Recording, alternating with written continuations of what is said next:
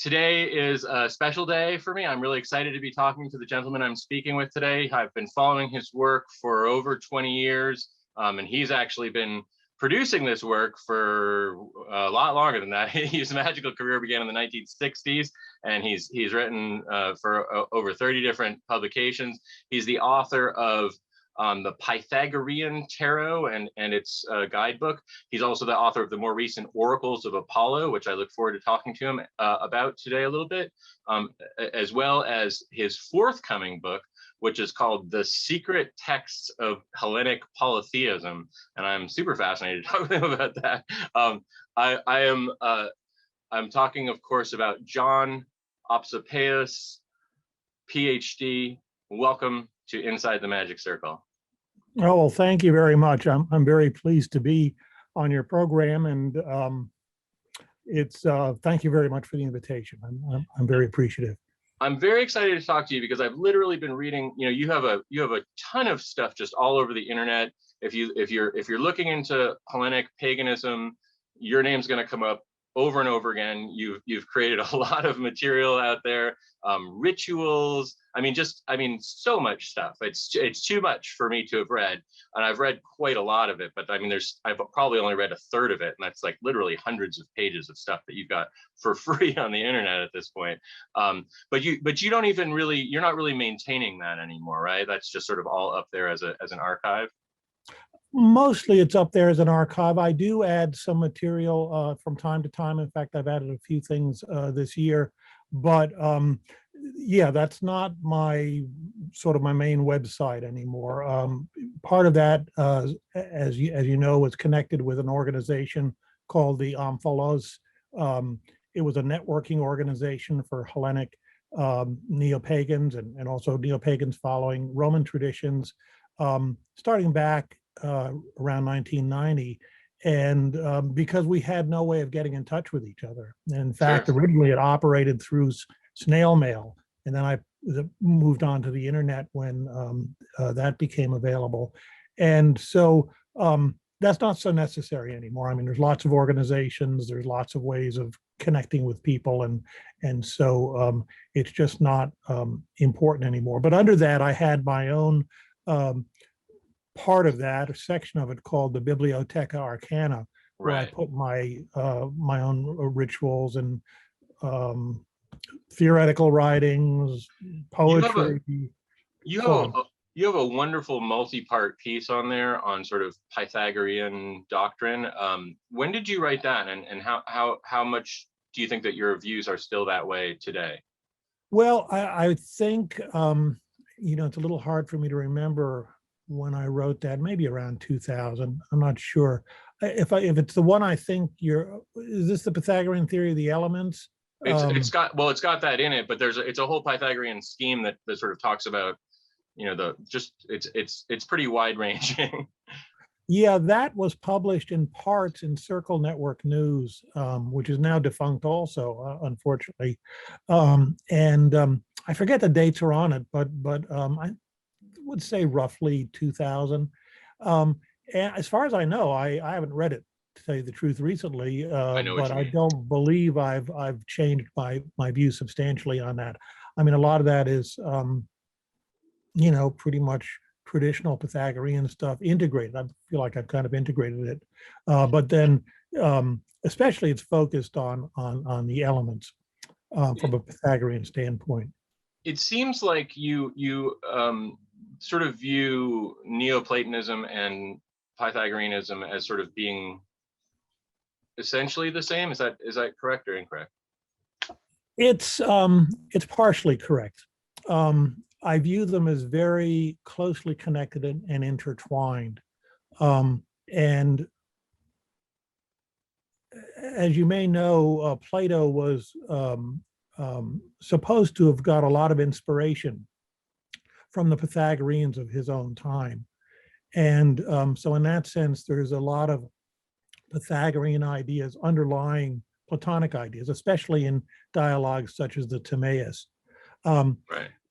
And then also after Plato, then there were resurgences of Pythagorean philosophy, and they of course borrowed a lot of ideas from Plato. So you have Neo-Pythagoreans that have a lot of Platonic ideas incorporated in. And so they were very closely influencing each other over the centuries. Let's take a step back from this just for a second, because I also want to talk about your personal history, but let's stay here for a second.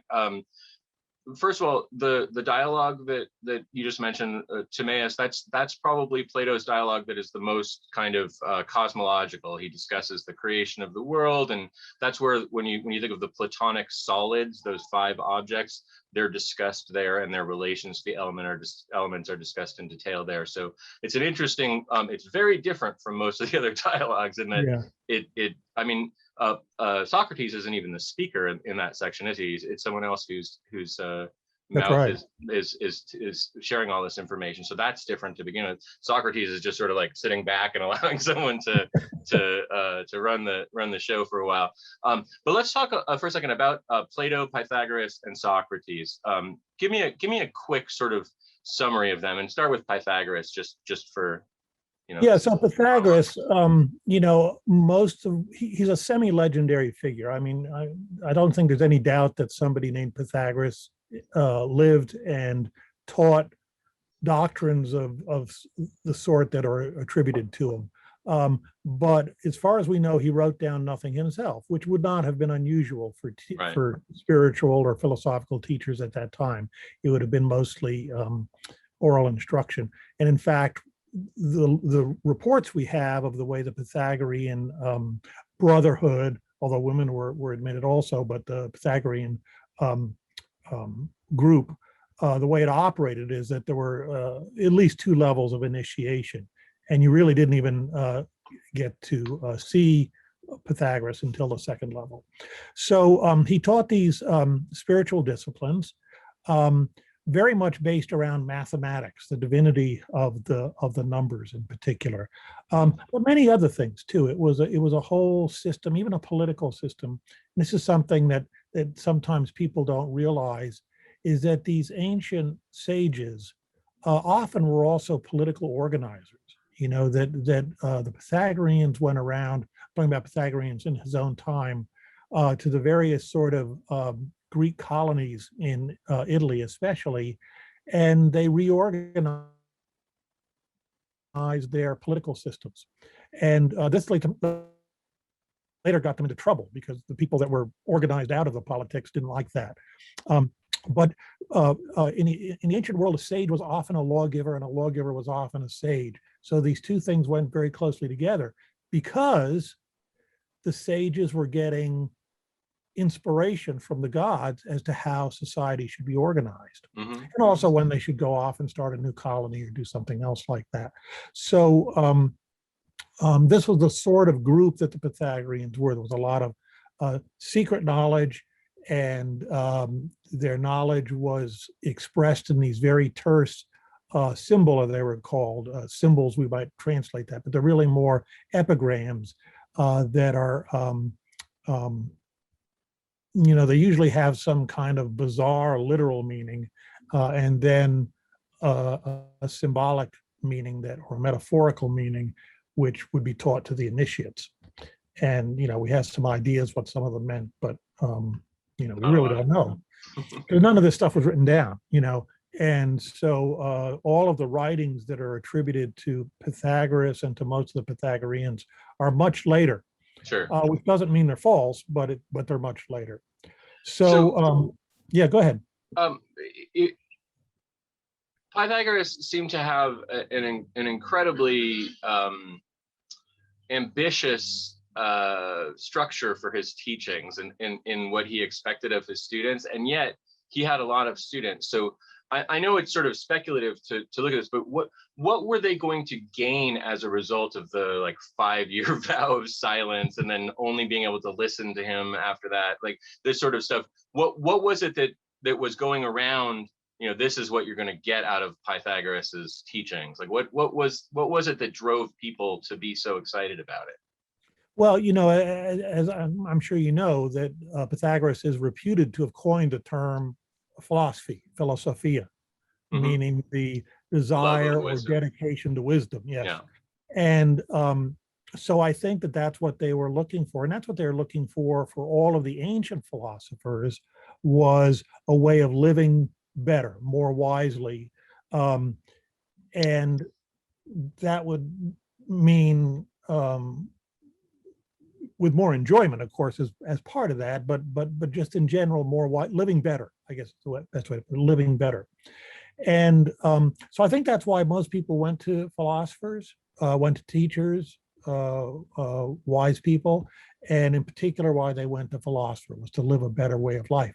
Now, of course, what is a better way of life? That's what the philosophers taught, and that's how they differed also. So the Pythagoreans were supposed to have sort of a communal lifestyle, probably vegetarians. They're known for that, although that's not entirely certain. And they lived in this kind of community of like-minded people. And then, of course, within cities that they attempted to organize along the same principles. So, it was, especially in the ancient world, living was pretty rough. And so this was a way of living better, dealing with the problems of life, taking care of the opportunities of life, and in particular, because this was so important to the ancients, being in greater touch with the gods. So central to many of the ancient philosophical traditions was some better explanation of human relations to the gods and how to make that work better. Do you feel like I was just going to add, in particular, Pythagoras reformed a lot of the religious practices, got rid of animal sacrifice, for example, for Pythagoreans, which was no small thing in that world. I mean, it was like you really couldn't do a proper sacrifice to the gods without sacrificing an animal. And so in general, religious reform was part of what he was doing as well. And what period was Pythagoras in? He was how far back behind Plato and Socrates? Several hundred years, several centuries. Yeah. And where does the Buddha fit in with that timeline? Well, let's see. That's a good question.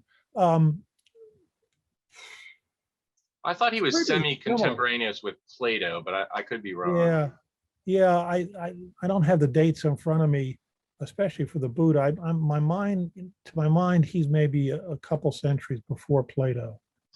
So in that sense, quite contemporary with Pythagoras. And this is what they call the axial age. Right. I mean, it seems like the whole. I mean, everyone was sacrificing, their animals and stuff at the same time, and then these reformers, all at around the same couple hundred years, seem to have really modified things. Do you feel like Enlightenment, in the sense that we think of it in terms of Eastern philosophy, was a component of what Pythagoras was teaching? Very much so. Very much so. I think that, and in fact, you even find Greek phrases that are essentially can be translated Enlightenment in this period. So what's the Greek phrase for Enlightenment? Photismos would be one, like from light, yeah.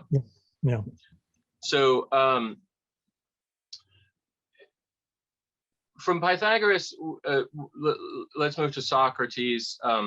Socrates is himself an axial figure, because Greek philosophy is literally called pre-Socratic and post-Socratic. So although obviously Plato is the most, and Aristotle are the most sort of influential teachers, but Socrates had a unique position. Why? Well, I think he part of his unique position was his influence on Plato, and he certainly was an influential character.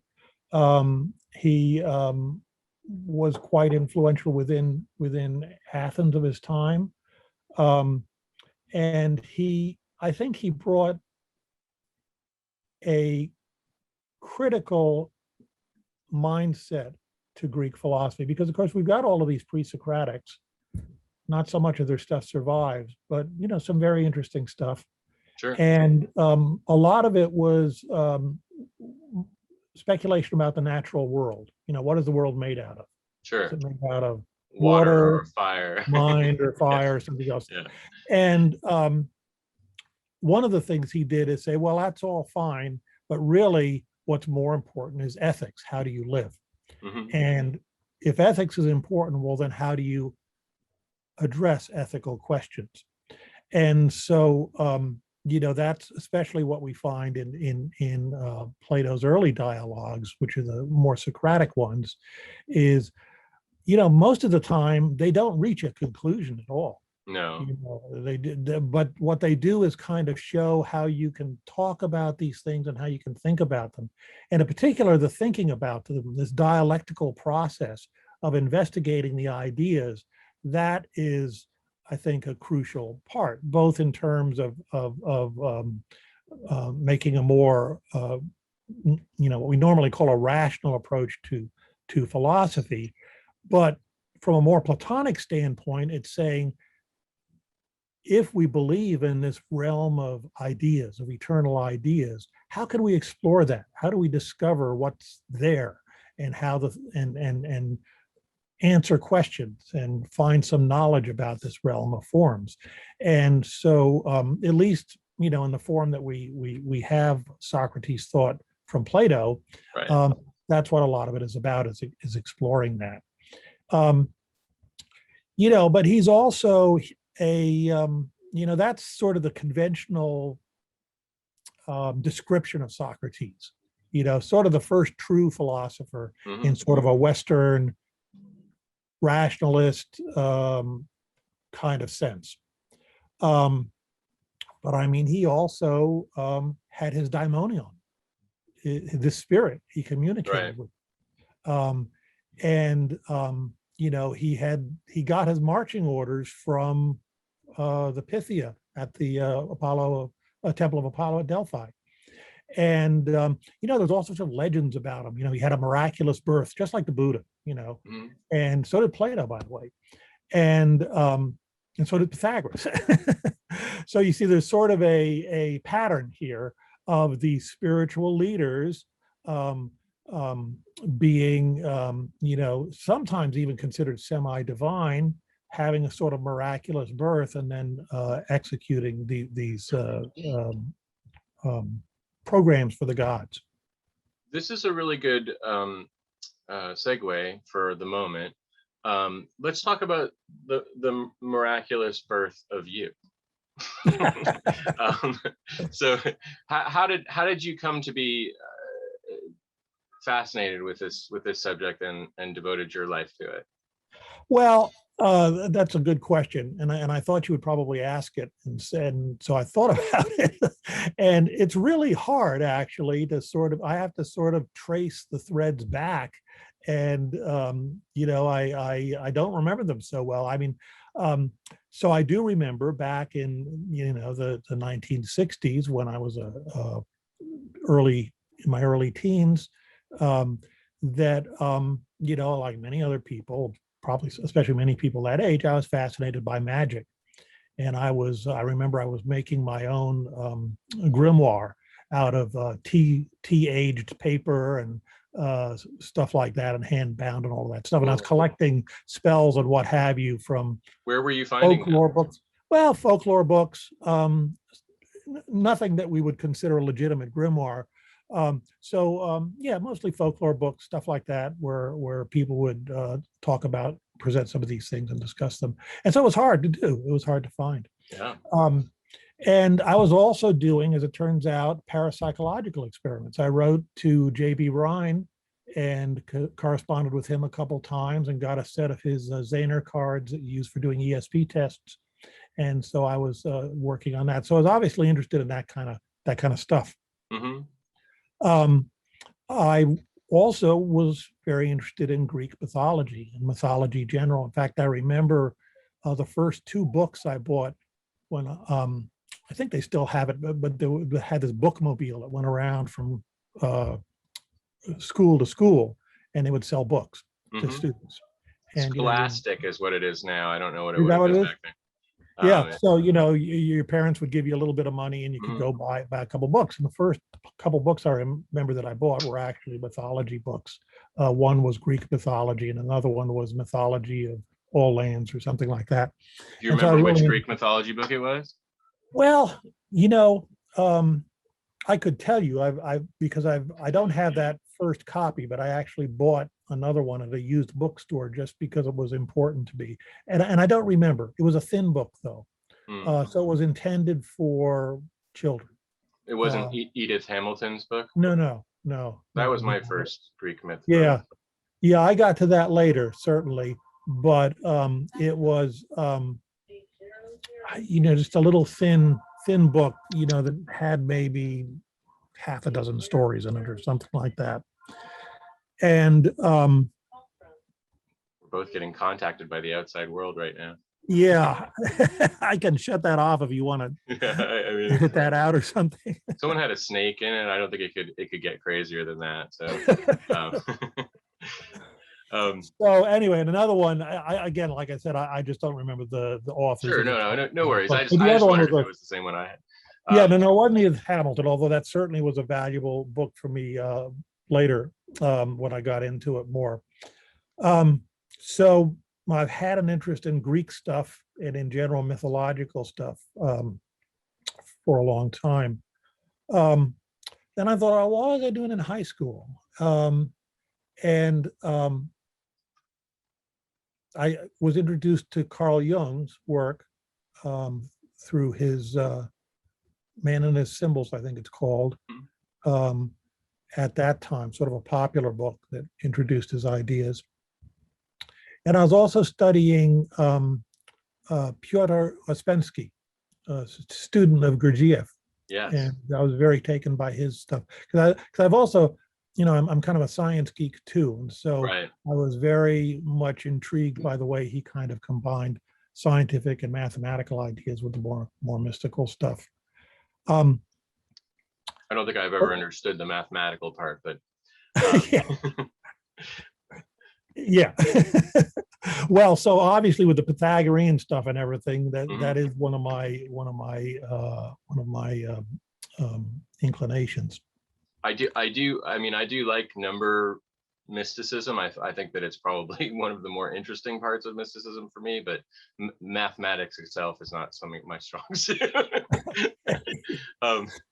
I can get into liking the numbers. I'm sort of synesthetic like that, I think, to where I can sort of have a feeling for numbers and so forth. Well, that's important. It's important that scholars used to say there were two kinds of Pythagoreans in the ancient world. The ones were the more mystical ones, and the others were strictly mathematicians. And I would disagree with that, and I think most scholars now also would agree that that's our modern projection back, that you couldn't be both a mystic and an actual mathematician. These were the same people. They may have had some differences in the emphasis of their, but basically it was the same people that saw both of those things together, and that's part of our blinders that we put on ourselves, that we can't, or we find it so difficult to see these things as really one collection of ideas. But I did want to tell you one other thing.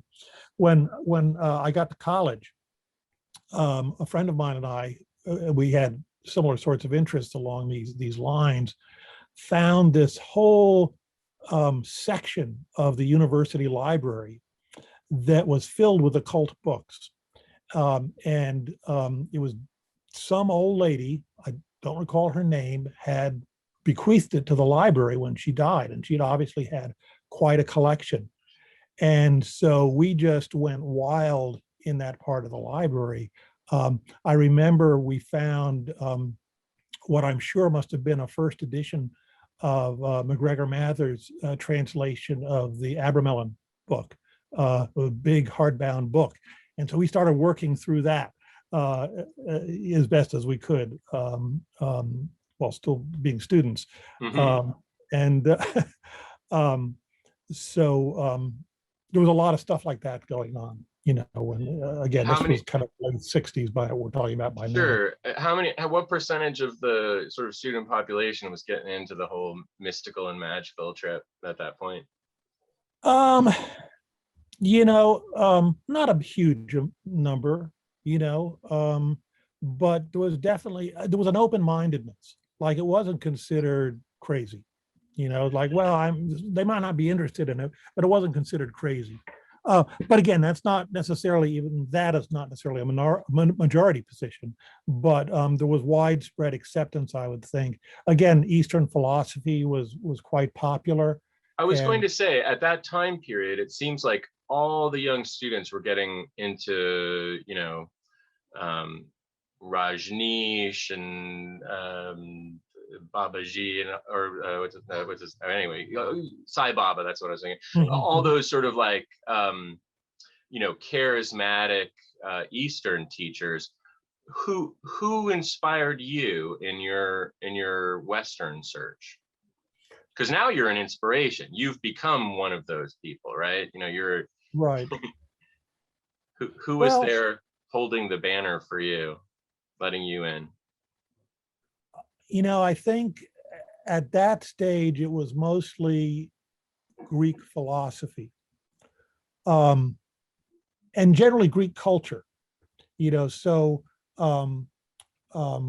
I was very interested in the philosophers, not so much Plato, as it turns out, but Aristotle and the pre-Socratics.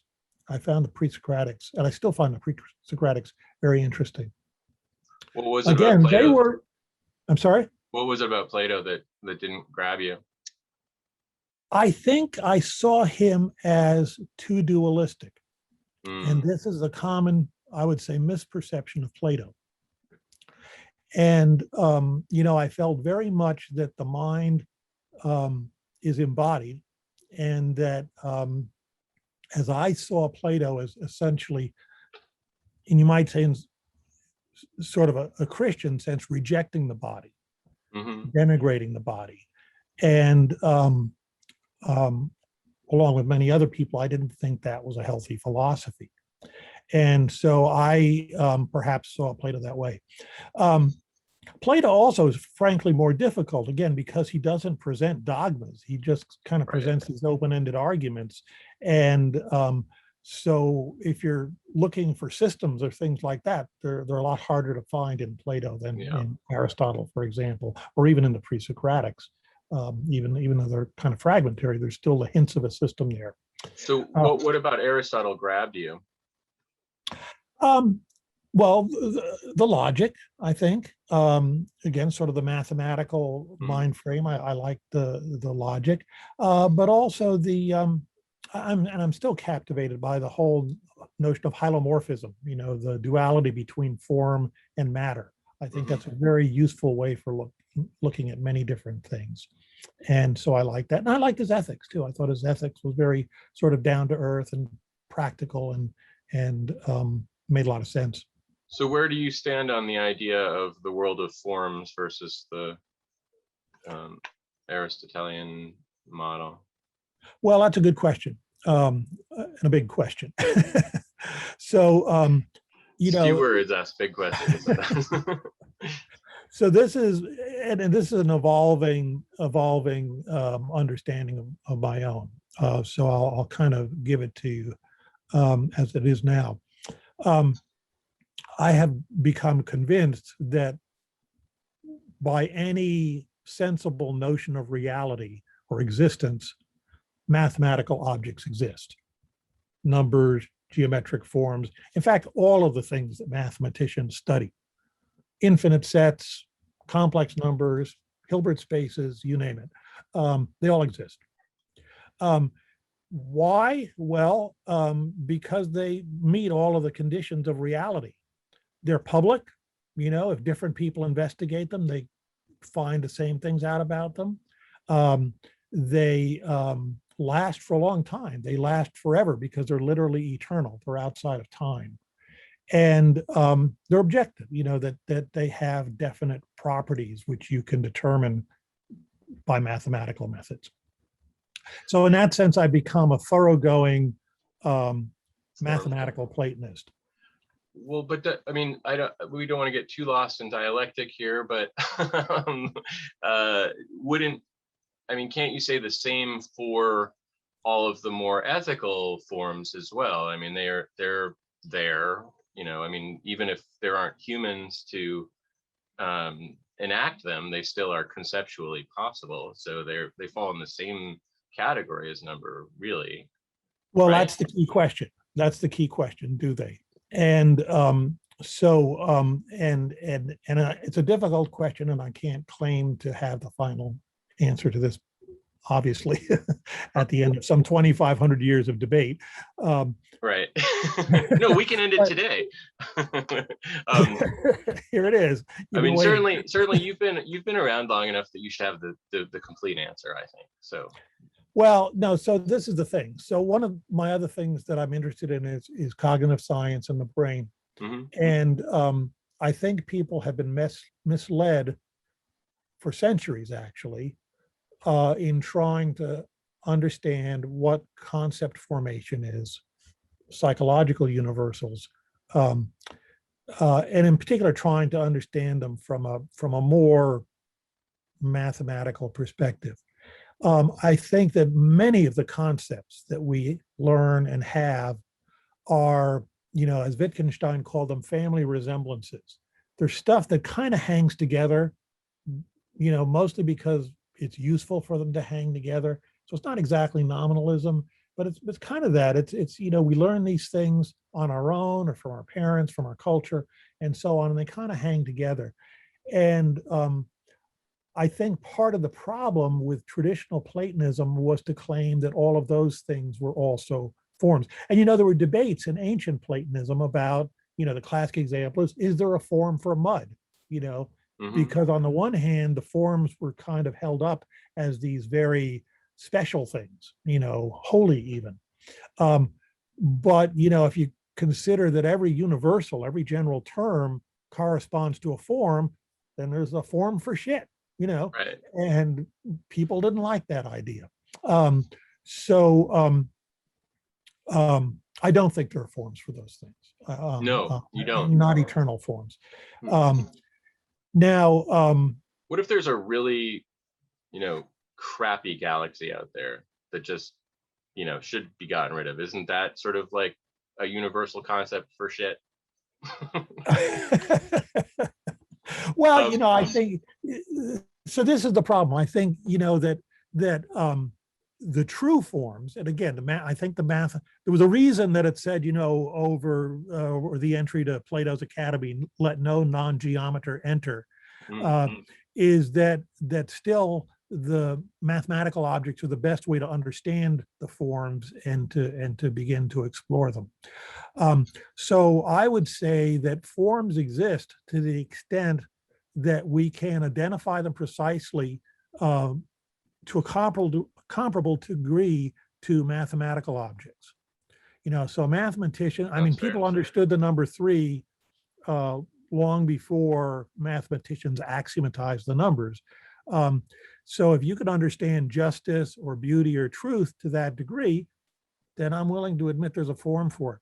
But I am very dubious about it because people have, in fact, been trying to do that for many centuries and haven't been so successful. Yeah, let's talk about the pre-Socratics for a moment. Which one's your favorite? Yeah. Oh, which one is my favorite? That's a hard one because that changes. For many years, Heraclitus was my favorite. And it's exactly for this reason. He dealt with the flux of things. Nothing is stable, everything involves its opposite. And I thought it. There you go. An earthquake there. Right. Yeah. I mean, even your home is not stable. It's in flux. As if to demonstrate it on cue. So, because I was trying to look at and understand the sort of the non-ideal aspects of reality and our understanding of reality, Heraclitus seemed to be the one that really had his finger on that. I still think he has a lot of excellent insights. But also he said, he did recognize a logos behind all of that flux. And in some sense, that was what Plato and Socrates too, arguably, were trying to get at, was the logos behind the flux of everyday reality. Now, like I said, I still like Heraclitus, but I would say now I'm a little bit more fond of Parmenides. Parmenides, if you look at an old textbook of philosophy, a history of philosophy, Parmenides is sometimes listed as sort of the first logician. He's the one that really introduced logic into Western philosophy. If you then read the fragments of Parmenides' poem, you say, where's the logic? It's a shamanic trip is what it is. He's describing in detail a shamanic, I would say shamanic, you could argue that, but he's a visionary trip, let me say, to the queen of the underworld. And then she's revealing to him the truths of reality. Now, because he talked about being, they say, oh, well, being, that's truth. That's the foundations of logic, true and false. Well, yeah, fine. But, that's not what he was, I think, teaching. And it's certainly not what comes out of what remains of his work. This is a little bit of a sticky wicket that I've had in my mind for quite some time. I cannot claim to be any great scholar of ancient Greek at all. I'm stuck with translations, and sometimes I'll look at the words and try and piece together my thoughts. But one of the things that strikes me is that when we say logic, we mean sort of someone who is fussy about, the exact details of things in the material world. It's sort of connected with scientific materialism, scientism, and what's the word I'm looking for? Atheism, sort of darker side. It's like, Richard Dawson and Penn and Teller and the amazing Randy, they all own this like logic. They have this, it's not logic, but it seems to me that, words change their meaning significantly over time. And it seems to me that a lot of the places where we get translated as logic or reason or things like that in ancient philosophy, it seems like there's a lot of other ways that you could probably translate some of those words that would fit in more with what you just said, that it's inspired, that it's intuitive, and that it's coming more from a spiritual perspective than just thinking things through in a really, mechanistic kind of way. We don't really have a word for it other than logic, but I'm wondering if that word has been mistranslated in a significant number of places. How do you feel about that? Well, it's yes, I think it has been, because many of these Greek words have a whole range of meanings, just like English words do. And some of these were very common words, so they have an especially large range of meanings.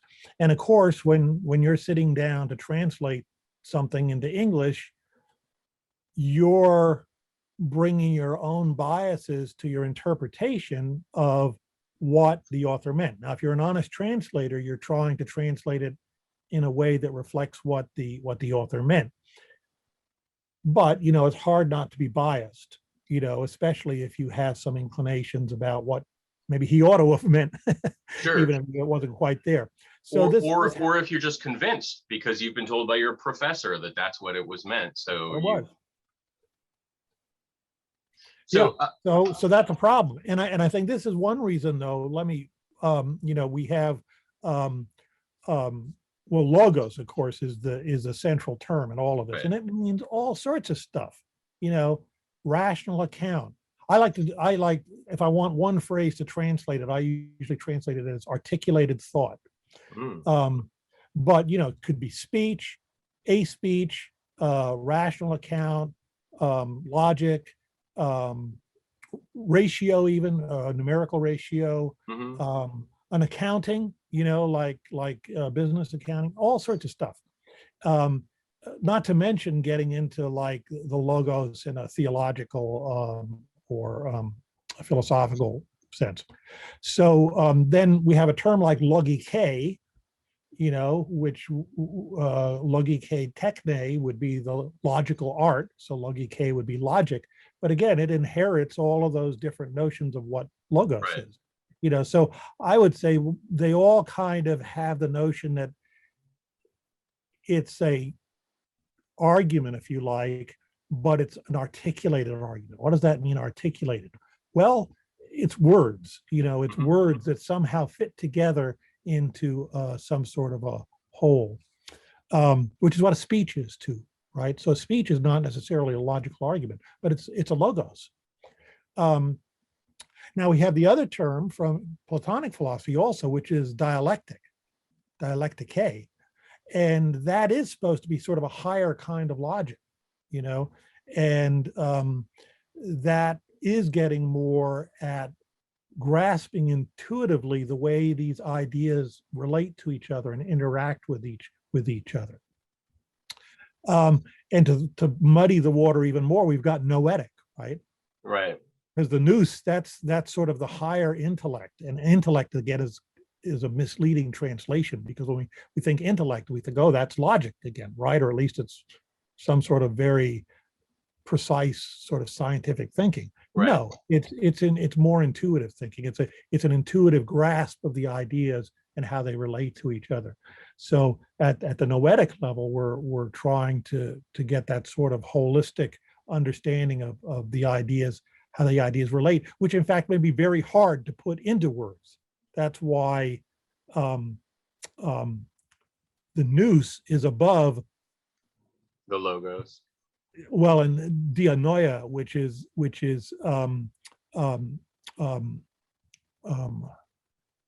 oh, the phrase has just escaped me, but it's discursive thought. See, logic is, because of the logos again, the word idea. Discursive thought is, in some sense, you're talking to yourself, or maybe talking to somebody else, but you're talking. Okay, there's words going by. Above the level of discursive thought is the more intuitive sorts of thought, where you're grasping the way things are holistically and in a sense simultaneously. And arguably that's the real deep understanding that this dialectical process is supposed to kind of ascend up to that level, and where we're striving to get up to that level. And then the nous mind, in like at least in Hermetic writings, is God, is the sort of divine. Is that present in the Greek philosophies as well, or? It is, especially in Neoplatonic philosophy or late Platonic philosophy. So from Plotinus on, roughly say. Nous can be, and is often used in two different respects. One is the individual nous that we have in our own heads or somewhere. And then there's the nous with a capital N, which is the cosmic nous. Which I think is the more Hermetic use of the term. It's interchanged in those writings as well. It's a bit, hard to follow sometimes because it goes back and forth. But that's true of the soul, the psyche as well, right? I mean, exactly. There's an individual one and a universal one. And how are those viewed as being connected in your philosophy? Let's forget about Greek philosophy. Yeah, well, so the way I would connect it is that I would say the individual nous is kind of like a projection of the universal nous, in a similar way to the world soul and the individual soul. So in effect, this is again my version of it, at least as I believe it now, is that the individual nous is in some way housed inside our brains, and it's an image, if you like. In sort of the Platonic sense of an imperfect image, an incomplete image of the universal nous. And so, if we can again use mathematical objects as examples, all of those numbers, I'll just use the numbers for example, they all existed before there were any humans, and they'll exist after there are no more humans. And they're all out there. I have in my head some grasp of what a number is and what the numbers are, that I have a sort of non-discursive understanding of what that is. Now it's built upon a discursive understanding, but it's now, because I understand them reasonably well, it's a sort of non-discursive understanding, an intuitive grasp of them, I guess I would say. This is something that, of course, most mathematicians have. And it may be kind of surprising that,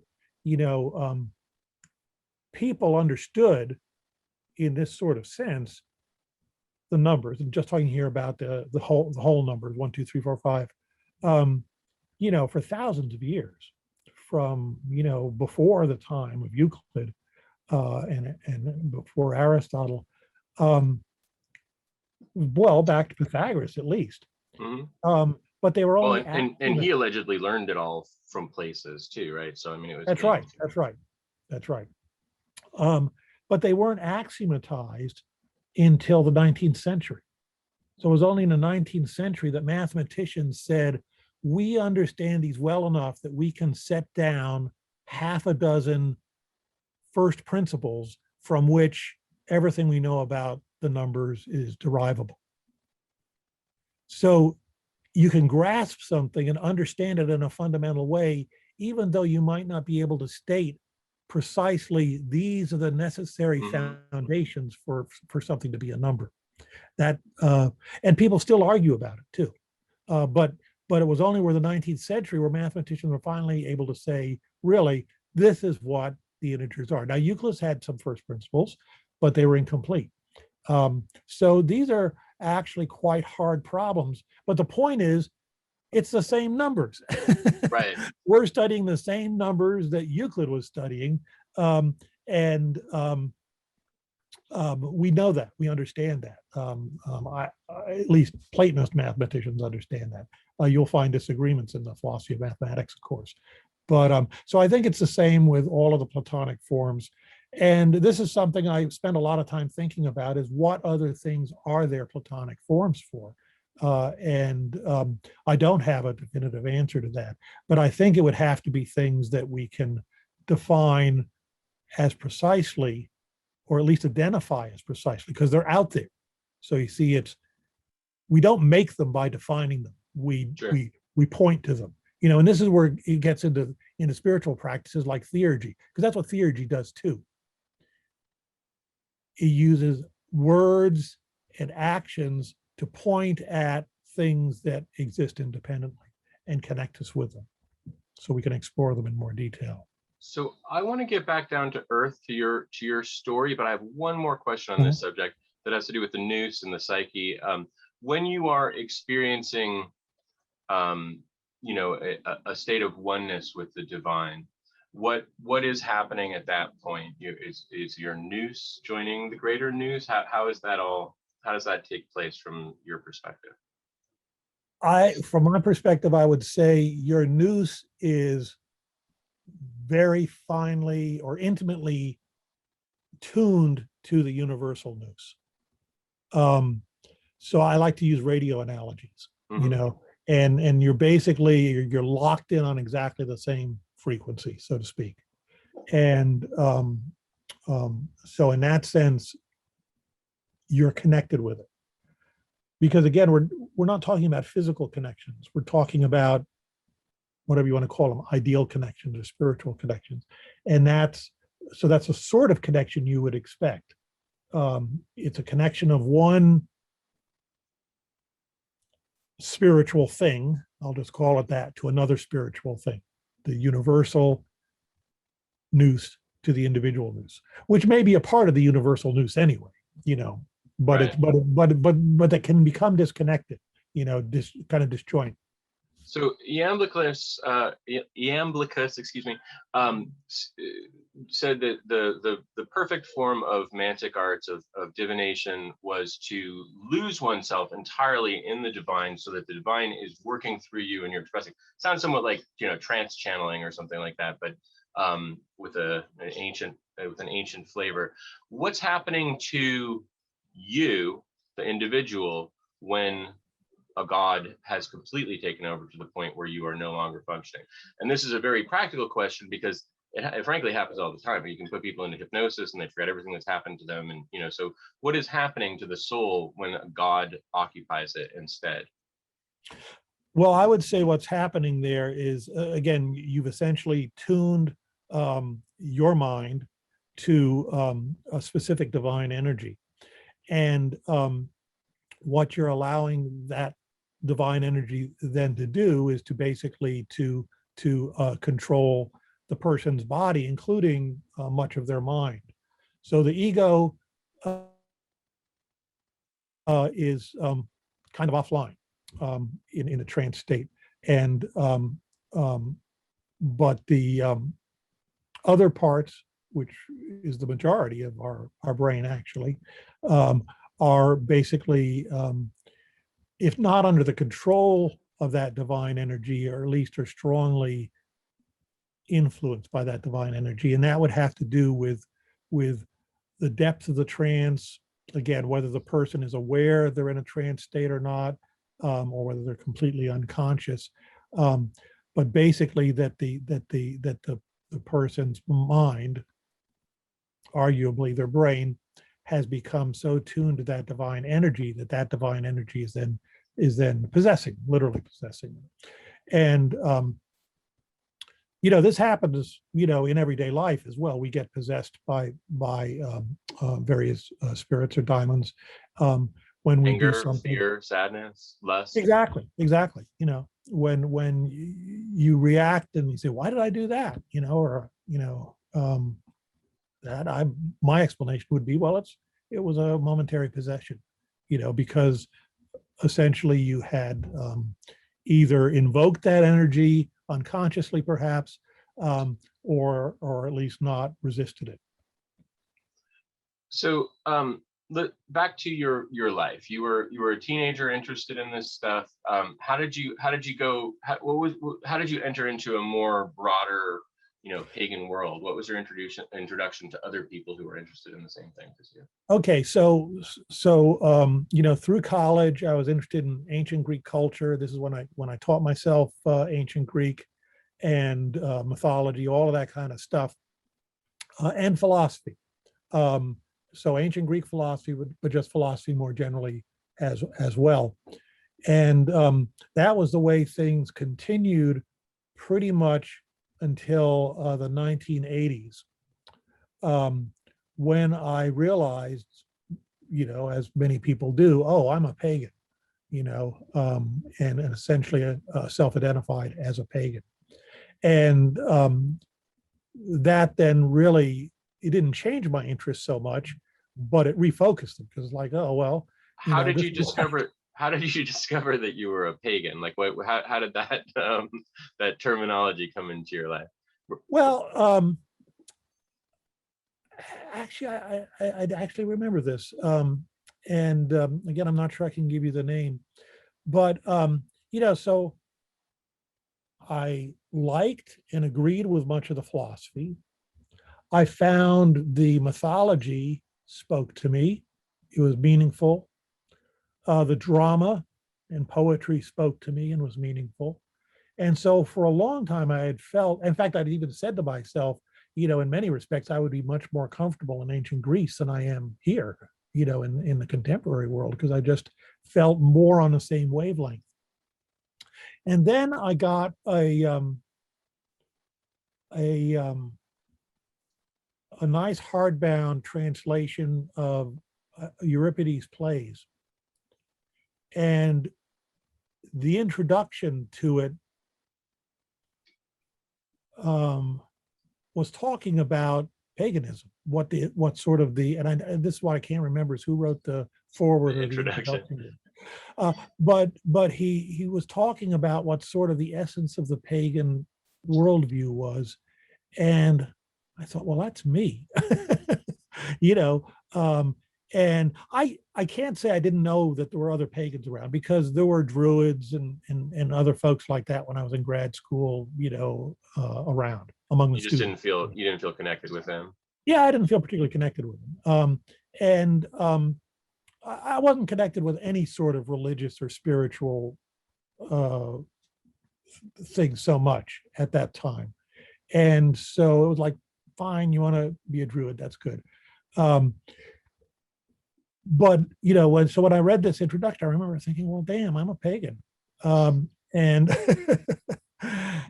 so that I started getting connected with the wider pagan community. And of course it's sort of a commonplace that people say, you don't convert to paganism, you wake up one day and remember you are one. Discover you've been one all your whole life. So you didn't have one of William James's religious experiences, a conversion experience that was No. dramatic? No, in a way, it was much more intellectual for me. It was like, in all of these ideas and sensibilities and feelings, I'm a pagan. So why not sort of own the name? And then, okay, if I'm a pagan, well, how do I go about being, in particular, a pagan that's devoted to the Greek gods? And this is then when I started getting involved in, various sorts of the Neopagan community. Mm-hmm. I discovered that there were others there that worshiped the Greek gods, but mostly what they were practicing is what I like to call Wicca with Greek god names. So it'd be basically Wiccan rituals, right. But instead of the Lord and Lady, it would be, Apollo and Artemis or something. And that's fine. That works. Those rituals are valid, and I found them rewarding. Now you have written some of the ritual content in there does seem to be in that flavor in Bibliotheca Arcana. There's like I believe that you have a Pentagram ritual that you wrote, and you have a couple of other rituals that seem kind of like Wicca with Greek gods. Oh yeah. Blatantly. That's exactly right. Yeah. So I started first of all learning how do you construct a ritual. Mm-hmm. And so for that, and I had read Crowley, again, back when I was in high school. And by then I was familiar with the Golden Dawn stuff. And so I was learning, how you could construct a ritual, learning what was going on in the sort of the common Neopagan and Wiccan rituals. And so some of that is what you see out there on the Bibliotheca Arcana, is basically my own version, hopefully a better version with the way I viewed it than what other people had done. But I also decided, well, what did our ancestors do? How did our ancestors worship the gods? And ultimately, how did our ancestors do theurgy and do magic and those sorts of things? And of course, the nice thing is that the the Western classical tradition is so well documented. We have the archaeology, we have literature, and it's been studied for millennia, literally. And so there's just a lot out there. We don't have to invent stuff from whole cloth like in many other Neopagan traditions. And so that's really what got me reading the scholarly literature and then adapting what I had read to modern use. Because again, a lot of the religious festivals that are documented in ancient Greece were civic festivals, with the whole city turned out, and it involved slaughtering a lot of animals too. And so what I was more interested in is how can we have either small group or individual rituals that are appropriate for the modern world. And so that's what I've really tried to do ever since. And that's what I was trying to make available on the Bibliotheca Arcana is, we have to make stuff up, or we have to fill in with parallels from other cultures, or just from our imagination, or from other traditions like the Golden Dawn or what have you. But what I always try and do is document, this is something that we have evidence was done in the ancient world. We don't know what they did here. This is my idea what might fit in, in the same spirit, and this is where it came from, but we don't have evidence for it. So I try and make that clear so somebody else could be reading, say, one of these rituals and say, well, that doesn't seem quite right. He invented this part and it doesn't seem right to me. I think it'd be better to do something else. Fine, do it.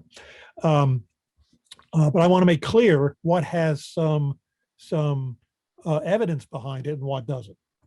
And generally give reasons for why I did the things that I did also. It's pretty vast, the amount of stuff that you've got on there. Are you the person who created some labyrinth rituals? Yeah. That in and of itself is like a tome. So And are those meditations for doing walking labyrinths, or what are Basically, those? yeah. So it's, but it's a ritual. So, I mean, if you look at it, and I've done it this way too, there's several different parts. You know, there's somebody that plays the Minotaur. You can do it as a solitary ritual, but there's somebody that essentially is the Minotaur, and somebody who's Theseus, and somebody who's Ariadne, and so forth. And so you can do it that way. And I don't think I ever put it out there, but I actually had some essentially costume sketches for Minoan style costumes that you could wear to make it very authentic. But yeah, the labyrinth is just of course, a lot of people are interested in labyrinths, but just the ancient lore about the labyrinth is just fascinating. I just got really into that, you know, in the face of Umbaba and all of this kind of stuff is as a model for the labyrinth is just really, really interesting. And that's all on Bibliotheca Arcana, Yeah. umphalos.org. Also, you have a sort of a tantric section, which I have not read, I have to admit, but I saw it and it intrigued me. What is that about? Well, what that was about was, you know, and I've had different patron gods and goddesses over the years. And at one time, I mean, still really, but at one time I was especially devoted to working with Aphrodite. And so I try to remember the motivation. It was for a festival, actually, that I came up with this ritual, which I called it, I think it's actually a subtitle, Tantra Light, Lite, because it's not in any attempt to be anything authentically tantric. I mean, it's not based in that tradition at all, except that it is a way of, it's sort of light sex magic, I guess is the way I would describe it. It's not very powerful sex magic. It's really intended to be sort of an introductory thing. And that's why I constructed those rituals. And they were actually, I performed them a few times. They were quite successful, actually. I was very happy with it, the way that worked out. It got people connected, I would say, and in an embodied way. Again, not particularly in a sexual way, but in an embodied way, and in an affective way. In other words, involving affection. And so, except that there's sort of a rooting in ancient mythology. I don't think it has any claims to being an ancient, certainly not a tantric rite, but not any sort of ancient sex magic either, for that matter. It seems like in some of the things you've created, including that, and then also you wrote a fascinating article that I actually referenced you in a book that I wrote on the ancient Greek chakras. Oh, yeah. You know, and it seemed like there are a number of places where you kind of try to create parallels between Eastern models and Western models. Is that something that you felt pressured to do by the outside world, that that's such a common way that we look at things is through these Eastern models, and you wanted to create a Western version of it, or was there some other motivation behind it? Yeah, no, I wouldn't say that so much. It's more my own exploration. So, I mean, the chakras are a very valuable way of understanding the soul, I'll say, in the body. Mm-hmm. And I've worked with the chakras for various purposes. And so I thought, well, is there something like this in the Greek tradition? So what I tried to do was see if there was some places where Greek philosophers or medical people or who have you had sort of understood the soul as having these parts, and sort of this, associated with different parts of the body as well. And because I mean, if these 7 principal chakras are part of human nature, then you would think, well, maybe the Greeks also noticed this, Sure. and to an extent, I think they did.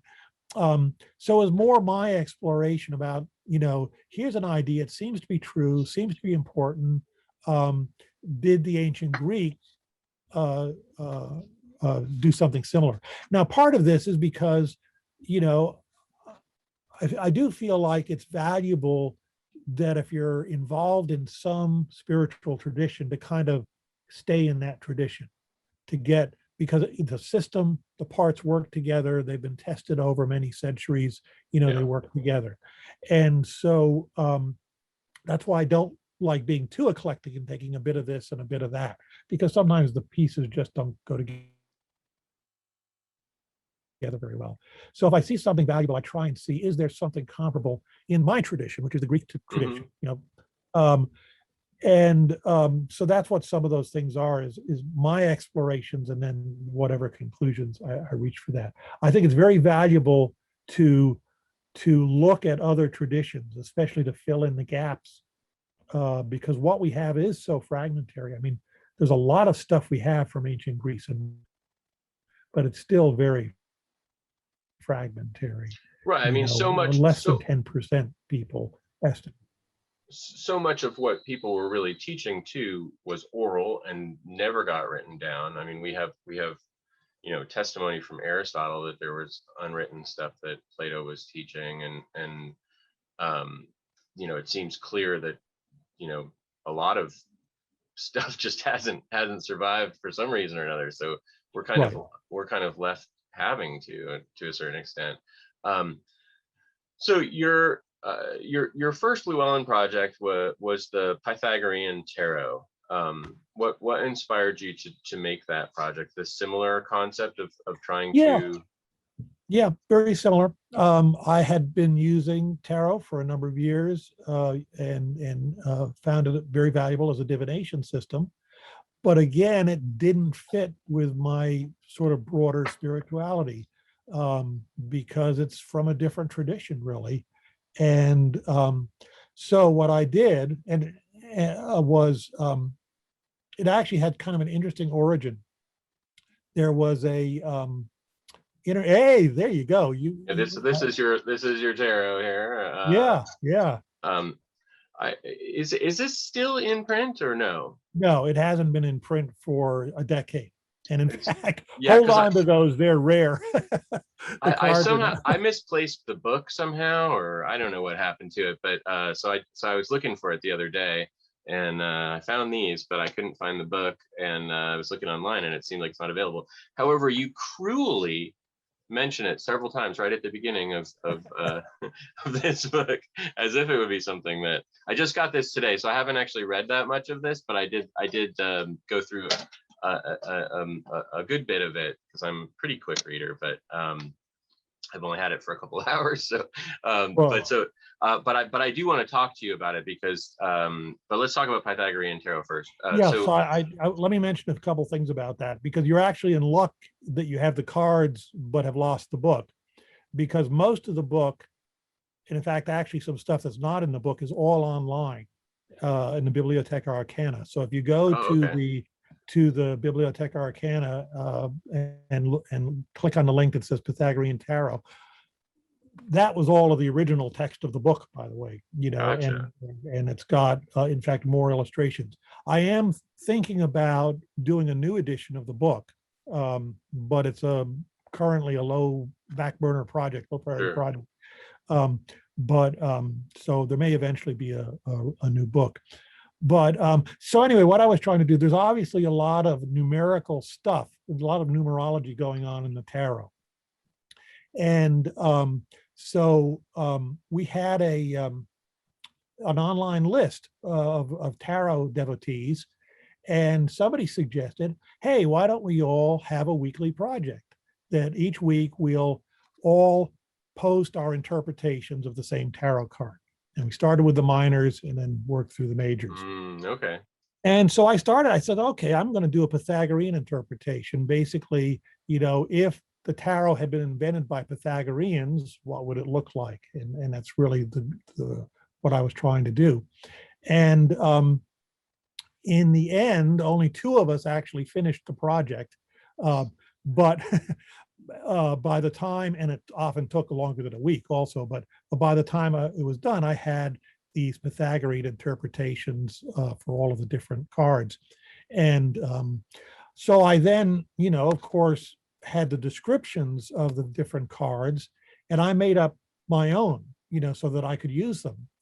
And there's pictures of them on the Bibliotheca Arcana site, and I'm not a great artist, so but there they are. They're good enough for me. And people kept writing to me and say, well, I want to use this Pythagorean tarot. Where can I get it? And I'd say, well, you do it, old school Golden Dawn. You make your own set. What year would have this been? This would have been mid 1990s, mid 1990s, maybe late 1990s. And eventually, though, because I was getting these requests, I said I, contacted Llewellyn and I proposed the tarot project for them. Sure. And I worked together with an artist to improve the images. I've got a question about this, and this is for myself. Anyone who doesn't have the deck is not going to have any reason for wanting to know this information, but I'm just curious because I don't have the book, the instruction manual, which like the greatest American hero. Did you ever see that show?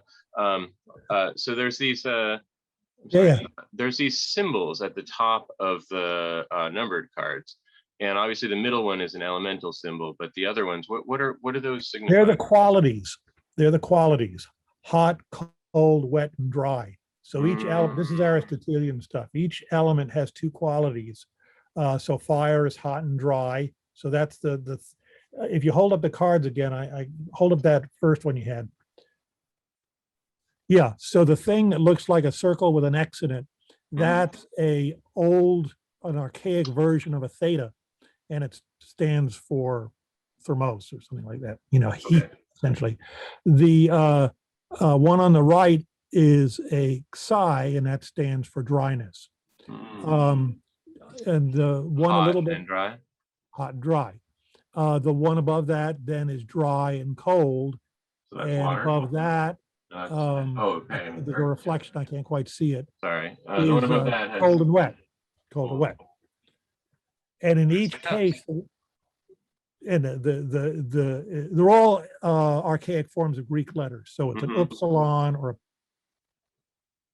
psi or a xi or a theta.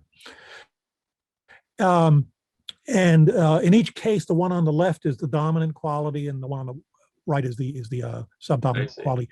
And this is alchemy, because actually the subtitle of the book is an interpretation based on Pythagorean and alchemical principles. Gotcha. And the alchemy, of course, is drawing a lot from Jung. Yeah, so that's what those symbols are.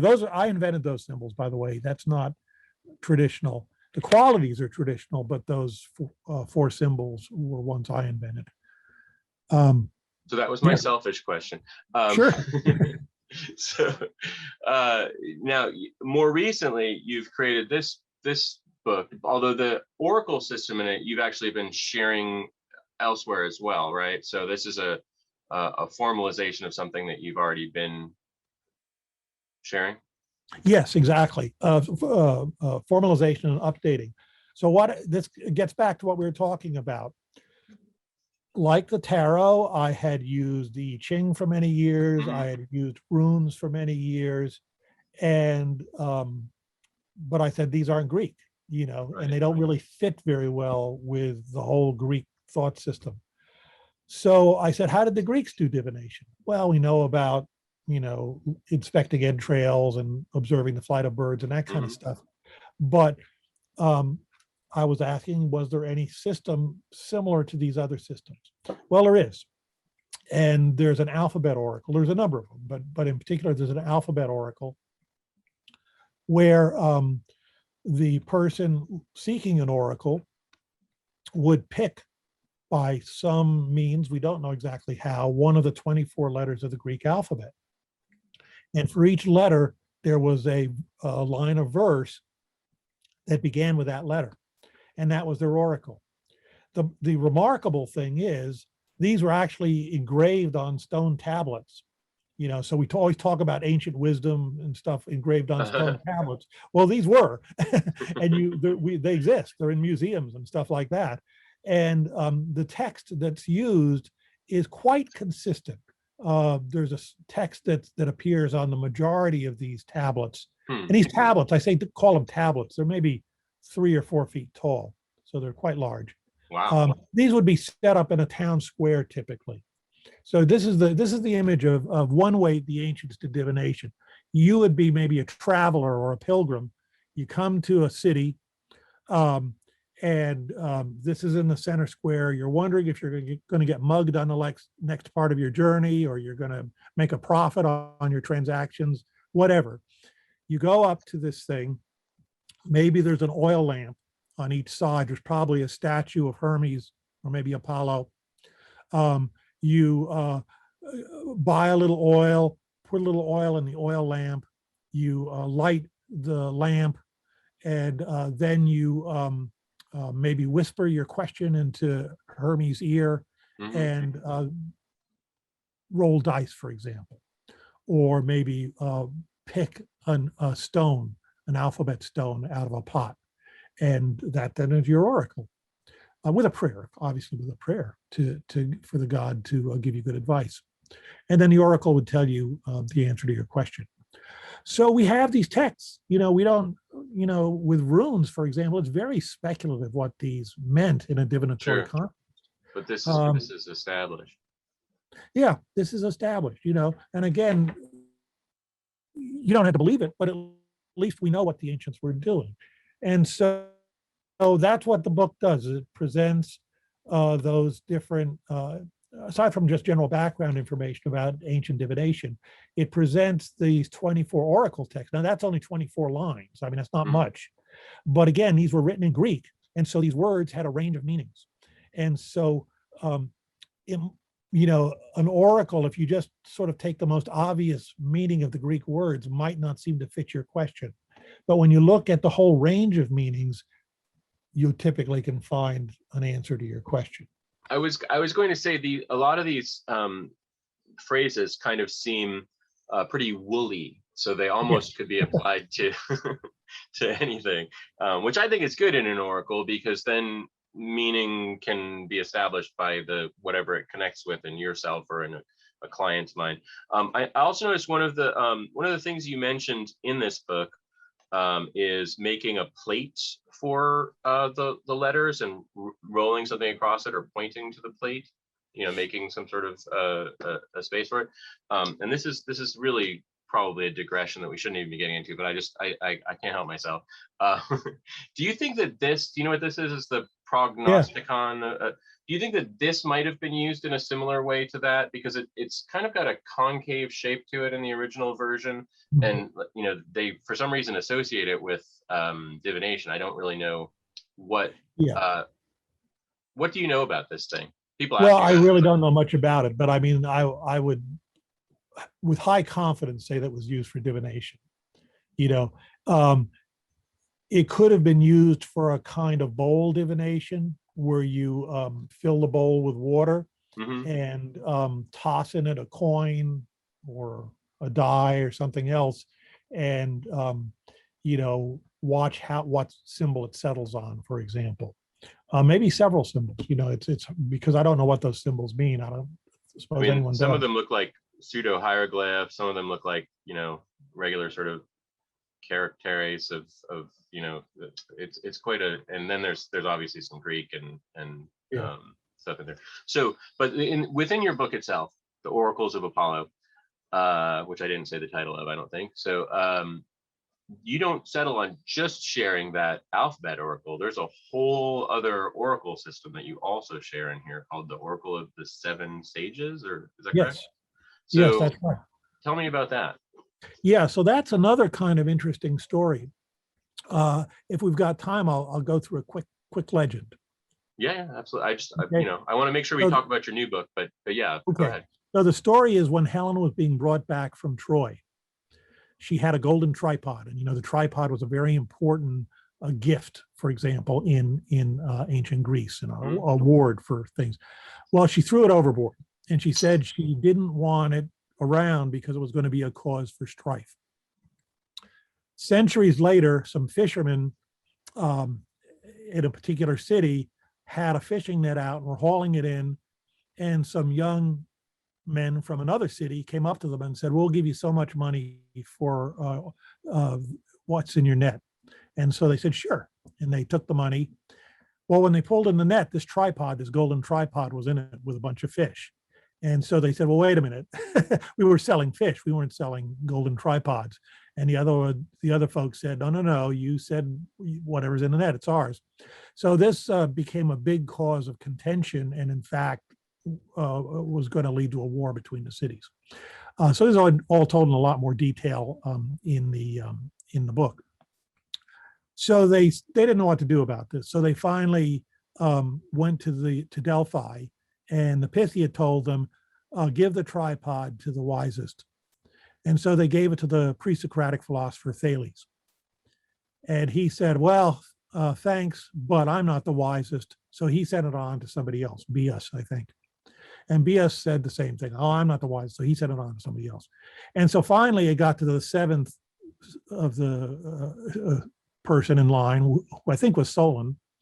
And Solon said, "Well, I'm not the wisest person. Send it to Thales." So went the whole circle of these seven ancient wise men. And so they said, "Well, that's not going to work. What should we do?" And so they discussed it, and being wise, they said, "Oh, well, the source of all wisdom is Apollo. We should dedicate it at the Temple of Apollo at Delphi." So they did that. But they also set up there a stele or a tablet or three tablets with all of their wisdom. The so-called sayings or counsels of the seven sages, and there's 147 of them. So this was a story that they had put up all of these sayings, and Socrates talks about them. Socrates, in one of Plato's dialogues, Socrates says, "I would fall down on my knees and pray before them. These were so holy, these sayings." Well, they're long gone. If they were ever at Delphi, and it seems like they were, but they're long gone. But there is in the works of a much later philosopher named Stobaeus, he has in one of his works that survives, he says, the sayings of the seven sages, and there's 147 of them in his list. You might say, okay, maybe not, whatever, we don't know. Interestingly, in Afghanistan, of all places, they found the fragments of a pillar, just a piece of the top and a piece of the base. The piece of the top has the first couple of these 147 sayings engraved in it. The bottom of it has the last couple of the 147 sayings and a dedication by a known student of Aristotle that says, "I have set this pillar up in this faraway land to spread the wisdom from the temple of Apollo at Delphi." And it matches the ones that Stobaeus has? It matches. So, that's really good evidence that in fact, not only was there something there at the Apollo, but that this list of 147 is in fact reasonably accurate. There's several different texts, and there's some differences here and there. So that's what I present in the book. Now, so these were just sayings. We don't know that they were used for divination. Socrates said he would pray before them. So they were obviously considered very divine. Yeah. And I think it's certainly plausible that somebody going to Delphi for advice would use some sort of divination. We know that there's different sorts of divination systems are described at Delphi. There's a bean method or a two bean method that's described being used at Delphi. And there's lots of dice and huckle-bones that were used in divination are also found at Delphi. So we know that kind of divination was done at Delphi, but we don't know whether it was used to consult these sayings of the seven sages. But anyway, that's the way I present it in the book, is as a divination system. And it gives you a different kind of answer from the alphabet oracle. You know, the alphabet oracle is usually giving you a fairly specific answer to a fairly specific question, whereas the seven sages are giving you more life advice, you know, how to be a good person, you know, or how to act well. So I describe in the book that one thing I've did for a number of years, I haven't been doing it lately, was to just draw one of the oracles of the seven sages every day, sort of as daily advice. And I found that as a very, very worthwhile practice. I can imagine. I mean, it seems like they're very enlightening phrases here and there. And as I glanced at it momentarily before we began the interview. Well, I mean, everybody knows "know thyself" and "nothing in Right. excess." I mean, that's two of them basically, but there's lots others there too. "Follow the gods," you know, is another one. Honor your parents, you know. So a lot of this stuff is probably just sort of everyday wisdom, you know. Sure. You'd find it in the wisdom literature of almost any culture, but it's interesting to have this. And why 147? 147 is 3 times 7 times 7. And there's some textual evidence that these were arranged in 3 columns at Delphi. So it's, you know, and then each of the 3 columns would have 7 groups of 7. And of course, 7 is Apollo's sacred number. He was born on the 7th day of the 7th month. So it's by no means an arbitrary number. We have a son named Apollo, and we were married on 7707, my wife and I. Oh, wow. we have a strong personal connection with that number. I want to, speaking of Apollo, I noticed in your ritual in here for, I think it's for consecrating the oracle or something, I can't remember, it was just a few moments ago, but I noticed something that I'm seeing less and less of in occult literature these days, and it's something that I think is important, but it seems to be disappearing. That is that you suggest visualizing Apollo in all his glory in front of you, and I feel like a lot of a lot of current occultists are shying away from using visualization at all, and instead just wanting to, like, you know, say things and see what happens. And I'm wondering what your sage thoughts are on that, having watched that happen and the previous generations of stuff as well. Right. Well, and maybe I don't know why people are drifting away from that. Maybe you do, but I think it's absolutely crucial. I mean, sight is, for most people, the richest sense, and we have more ability to visualize things than to imagine their sounds or their feelings or their smells or their tastes. And so I think we know from both ancient practice, from parallels in other cultures, that visualization is a really, really important tool for connecting with that divine energy, which is really, I see it as basically a theurgical practice to connect with that divine energy. And I think theurgy is really essential for that.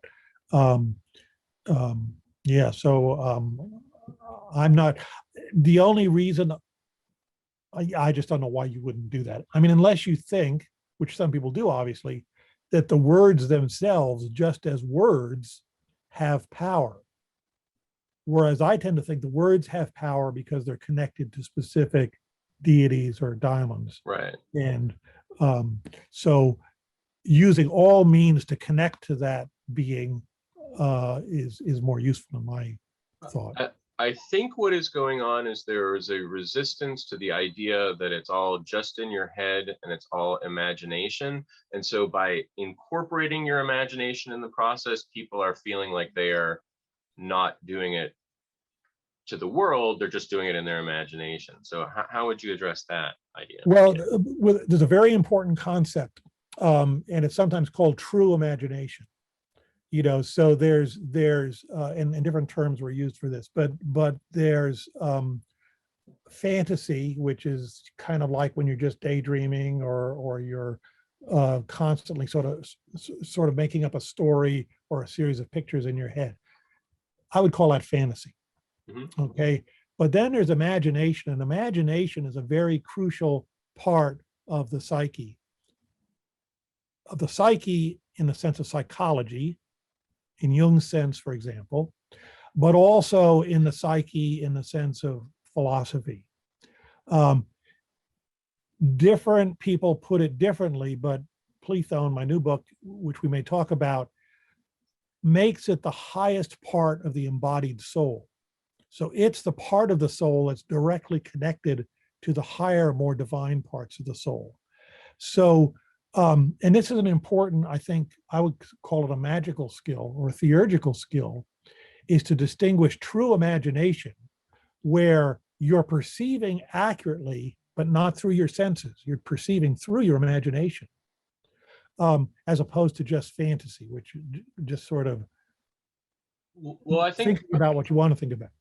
I think that dichotomy is part of what throws people off too, because people are like, I don't know the difference, and so I'm just not going to do visualization because I don't want to just be fantasizing. So how would you define the difference between true imagination and fantasy? Well, for one thing, true imagination usually doesn't come from, it usually surprises you. So what appears in your imagination is in some sense surprising. So in that sense, it's not coming from your ego. Now you can say, well, it's coming from your subconscious. Well, fine, whatever, you know. But the point is, it's not your ego. It's not your conscious ego. It's not being devised by your ego. So the ancients, and I'm thinking here of Neoplatonists, talked about how spirits don't have a body per se, but they have an ethereal vehicle that their mind or their soul resides in. And so do we. We have an etheric vehicle between our material body and our psyche. And what the ancients said was that the etheric vehicle of a spirit can interact directly with the etheric vehicle of a human being. And that's how we communicate. But because it's going directly to the etheric vehicle, it's not going through our senses.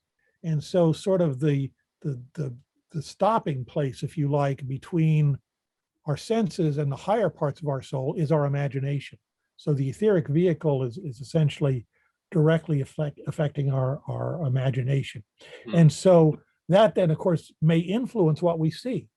Our imagination can influence our perception.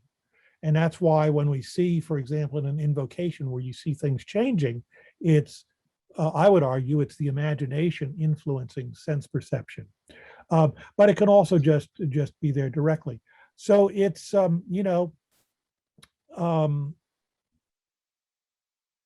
it's one of those things that's hard to put into words.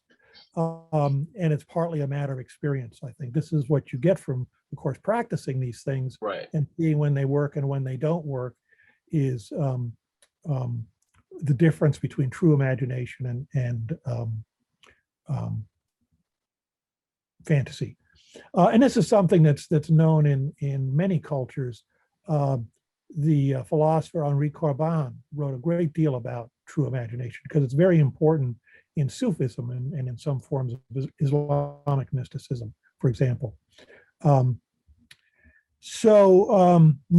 so that's, that's not perhaps a very good answer, but if it doesn't seem to be coming from you, that's at least an indication. Well, but if you're visualizing Apollo, you're basically operating from what you know about Apollo, right? And so you're making an imaginary form. But what you're saying is when it becomes true imagination, it's sort of embodied by, or not embodied, but connected with Apollo as an entity, and then it might change from what you were initially supposing?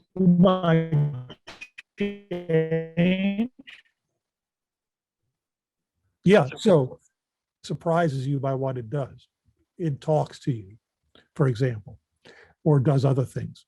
And so, yes, you used what's in your memory and in your knowledge and so forth to form the connection. I mean, that's what theurgy is all about, is using appropriate symbols to contact a being. but then once you're in contact, you're not in control anymore. You know, you're interacting with another being that's got its own agenda, Right. you know, and its own. And one thing that's quite common, I find at least, and the ancients talk about it too, is the being may say, well, you know, yeah, I came, but you really didn't invoke me correctly, or not in the best way. Right. Here's, you know, a word you can use, or a symbol you can use, or ritual, or an incense I prefer, Sure. whatever it may be. And, you know, that works a lot better. And, you know, again, you may be surprised at that. And so it came from somewhere else, you know, and now you can get into a theological argument about, well, where did it come from? But the point is, it came from somewhere else, and you're communicating with something other than yourself. Great. Let's talk about your upcoming work before I let you go, because we've been talking for a while now, and I don't want to keep you all night long. So let's talk about the secret texts of Hellenic. Yes. Yeah. So this is it's a project I'm very excited about. So I'm going to read you the full title because you really need the whole title. So it's the secret texts of Hellenic polytheism, and then the subtitle is a practical guide to the restored pagan religion of George Gemistos Plethon. So some people know, perhaps not too many, that this Plethon, as I'll call him, was a philosopher, lived from about 1355 to 1452. And he was a pagan, which was not known until after his death. It was not known certainly till after his death. But he attended a council of union between the Eastern Orthodox and the Catholic churches, attempting to reunite after this many century long schism in the Christian church. And he went along with the Greek delegation. He was born in Constantinople, actually, but he was by now living near Sparta. And he gave lectures. He wasn't interested, because he was a pagan. He wasn't interested really in the Christian debate, but he gave lectures on the superiority of Plato over Aristotle. Aristotle was favored in the West, in Florence, where they were meeting. And Cosimo de' Medici heard his lectures and became so excited about Plato that several decades later, he founded a Platonic academy in Florence and put this young doctor named Marsilio Ficino in charge of it, and said, start translating Plato's stuff into Latin so I can read it. And of course, Marsilio Ficino did that and produced the first Latin translations of most of Plato's works. Well, he wasn't far into that process before all of the people fleeing from Constantinople after it fell to the Turks in 1453 brought the Hermetic texts. And Cosimo de' Medici said, this is even better, translate this stuff. Right. So Ficino— Also shorter. Yes, and considerably shorter. So Ficino translated, of course, the Hermetic texts, the first translations into Latin, and he eventually translated all the Neoplatonists, and was apparently conducting quasi-pagan rituals in the Platonic Academy. And this really became the fountainhead for the spread of Platonic ideas, and especially Neoplatonic and Hermetic ideas throughout Europe, beginning in the 15th century. So in one sense, Plethon was the trigger for that event. For the whole Renaissance. For the whole Renaissance. Now, I don't want to give him credit for all of the Renaissance. The Renaissance was already getting going, but certainly for a large hunk of the sort of the esoteric part of the Renaissance. And so what was discovered after his death, although suspected long before, was that he was a pagan, a neo-pagan, you might say legitimately, and had probably a small group in Sparta that were celebrating pagan rites. So the church was not happy about this, and the patriarch of the Eastern Orthodox Church got a hold of his book of laws, it's called, and burnt about 3/5 of it or more. As he said, preserved just enough to prove Plethon's crime. So what my book does is it translates the remaining parts, which are, even though it's only a fraction of the original, is actually a lot of useful stuff. It gives his whole Neoplatonic theology, with Zeus as the premier god, Poseidon and Hera and Apollo and Artemis and all of the rest. Not necessarily with the functions that they're known to have from mythology. And but it also includes rituals. He has invocations of all of these different gods. He has a set of, and you'll like the numerology here too, 27 hymns, each exactly 9 lines long, and each exactly a hexameter verse. So 3 times 3 times 3 times 3 times 3 times 3 times 2. So we've got these hymns, and we've got a liturgy, a complete liturgy, because this was what the patriarch was so outraged by, is this guy actually has a completely pagan set of religious rituals built around a pagan theology that's rooted in Platonism. So that's what my book presents, is his, it's the first English translation, as far as I know, of the Book of Laws. Also his commentary on the Chaldean oracles, which he was very influenced by, and did one of the first commentaries on them. And, you know, presented as a practical system that people can practice today, as I've been practicing it for a number of years. I'm super excited about that.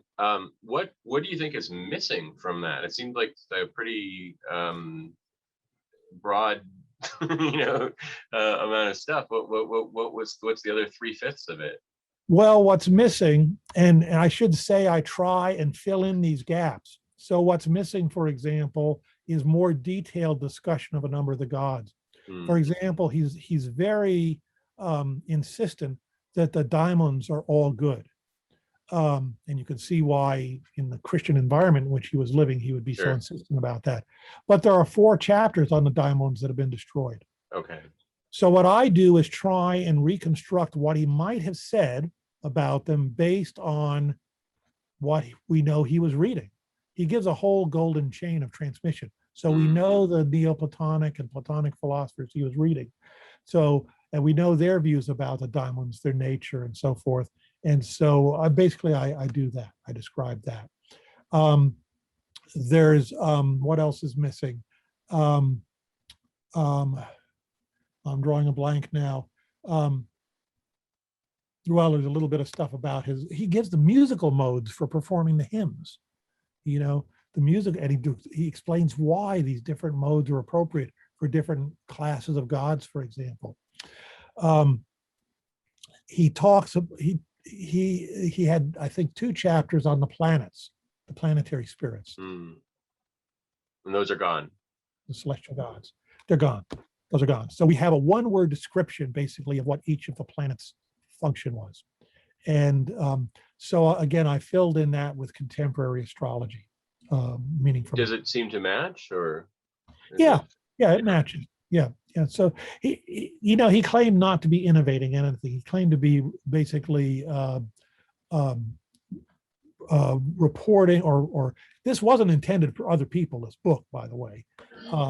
It was intended just for himself and whoever else was practicing with him.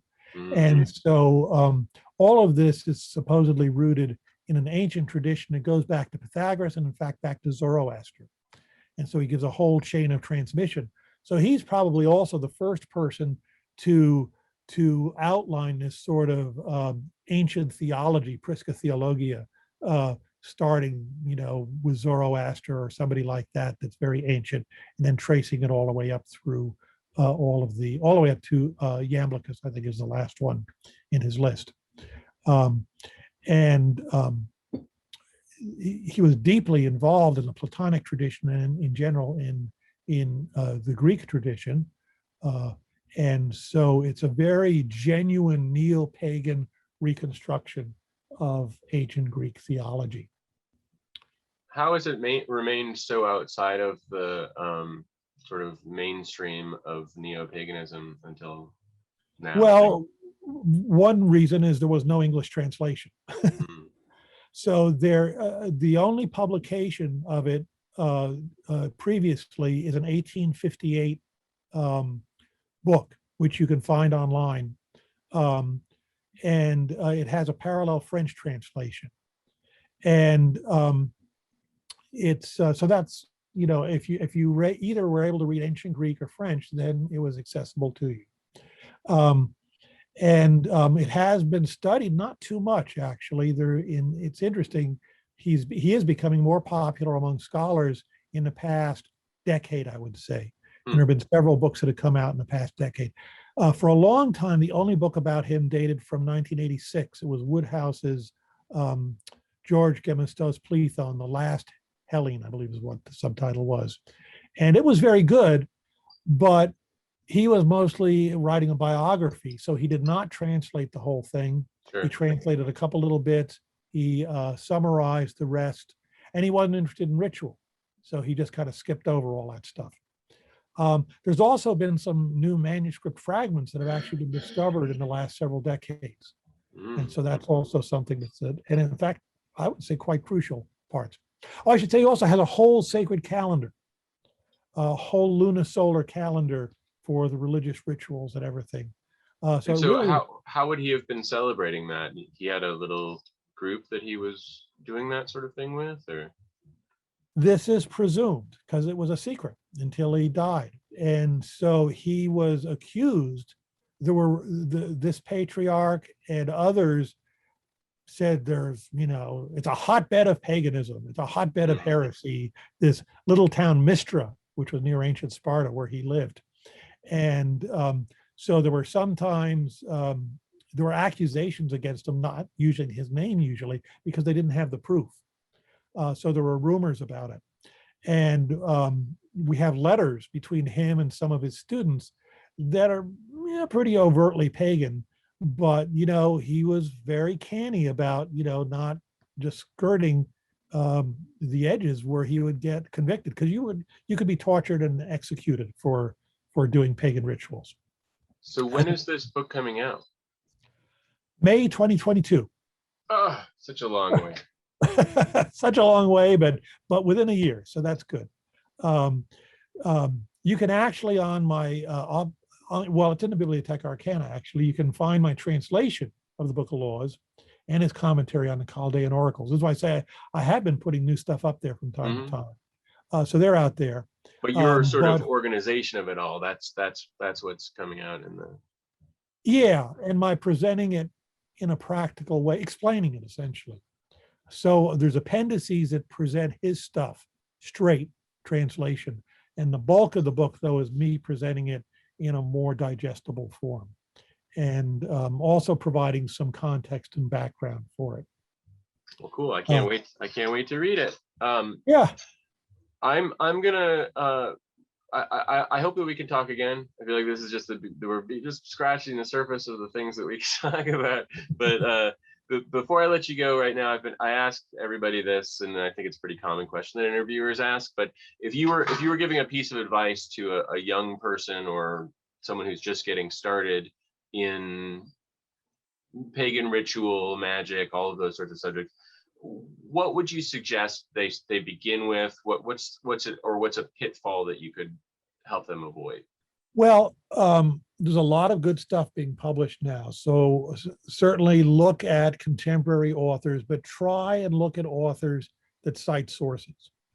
So again, just because it's new doesn't mean it's bad, but you would like to know whether it's informed by ancient practice and the underlying philosophy, or whether it's not.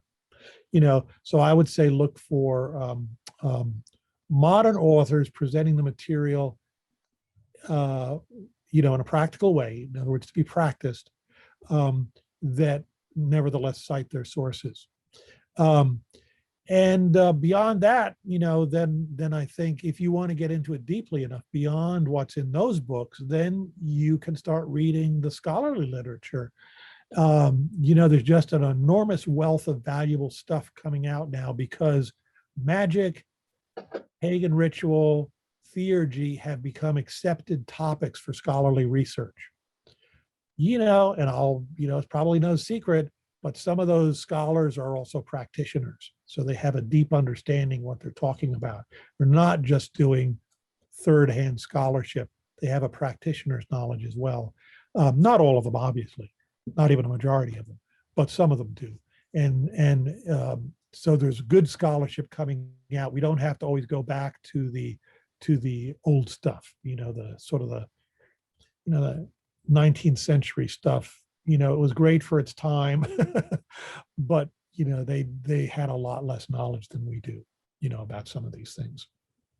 They were great practitioners in many cases, but and Thomas Taylor, the old 18th century pagan, great guy, lots of great insights, but again, we've moved on beyond him too, I think, and he's hard to read. So yeah, just be a skeptical, critical reader, I guess is what I'd say, and then you have to try it. You have to do it. Reading's not enough. You have to do it.